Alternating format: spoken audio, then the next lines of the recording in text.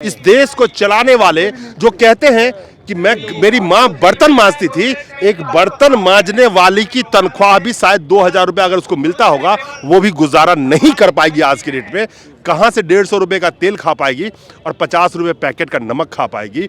और मिनिमम मैं भाजपा की बहुत कार्यकर्ता रही हूँ 25 वर्षों से और जिला अध्यक्ष भी रही हूँ।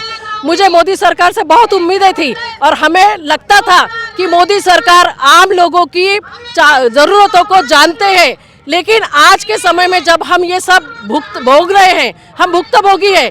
मोदी सरकार ने हमारे प्राइवेट पेंशनरों को सभी को मरने के लिए छोड़ दिया है, क्योंकि रोज हमारे पेंशनरों में से करीब एक बहुत बड़ा लगुना डाल रखा है उस रिपोर्ट में या थाने में, जो वो कहेंगे फैमिली कारणों की वजह से ये सुसाइड कर लिया।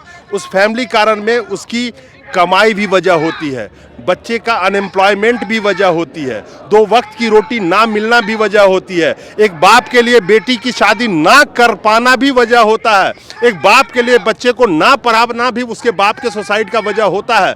लेकिन इस देश में किसी के चेहरे के ऊपर सिकन देखी। दोस्तों नमस्कार। इस देश में जो प्राइवेटाइजेशन किया जा रहा है और लोग कहते हैं जिनकी आंखों में पट्टी बंधी हुई है कि प्राइवेट होने के बाद देश में बहुत बड़ा बदलाव आ जाएगा, तो आज उसी देश में उसी प्राइवेट सेक्टर के लोग रोड पे खड़े हुए हैं।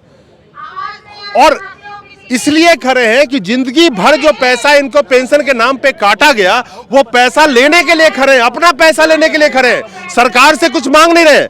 EPS 95 एम्प्लॉयज पेंशन स्कीम 95 नाम इसलिए पड़ा कि 95 में इसे इंप्लीमेंट किया गया था, तो EPS 95 उसका नाम दिया गया। हमारे साथ जो लोग खड़े हैं महाराष्ट्र से आए हैं और सबसे पहले बात करते हैं वो महिलाएं जो घर चलाती हैं। आपने कितने साल नौकरी करी है ये बताइए पहले। नौकरी मेरे घर मिस्टर ने की है। हाँ। उन्होंने मिस्टर ने नौकरी किया 34 साल। किचन तो आप ही चलाती होगी। बिल्कुल बिल्कुल। तो क्या लगता है मिस्टर के तनख्वाह से मिसेज का काम चल रहा? जी नहीं, आज तो बिल्कुल नहीं चल रहा है। रिटायर होकर हमें 12 साल हो गए हैं और मोदी सरकार से हमें बहुत उम्मीदें थी। और आपकी सभी की जानकारी के लिए बता दूं कि मैं भाजपा की बहुत कार्यकर्ता रही हूँ 25 वर्षों से और जिला अध्यक्ष भी रही हूँ।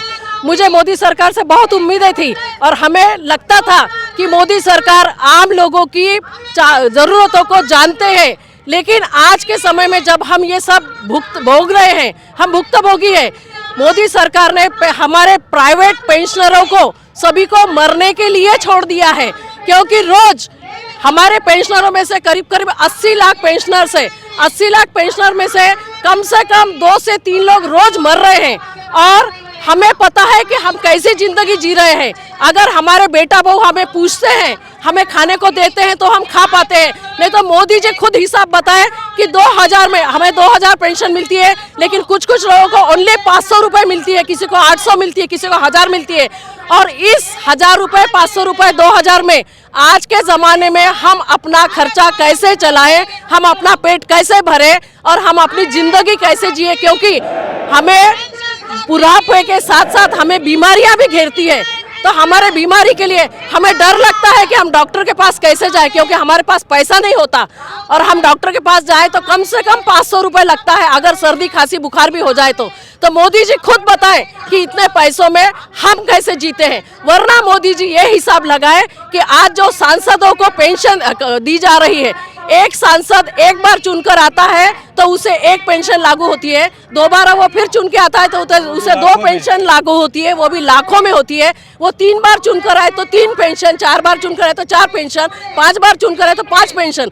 अगर जब वो जनता का सेवक बोलकर चुनकर आता है तो उसको तुम पेंशन लागू करते हो, और जिन हमारे भाइयों ने बहनों ने हमने अपनी जवानी के पूरे 35 साल 30 साल जब सरकार की सेवा में गुजार दिए हैं, तो हमें इतना वंचित क्यों रखा जाता है? एक बात आपने बड़ी अच्छी कही है।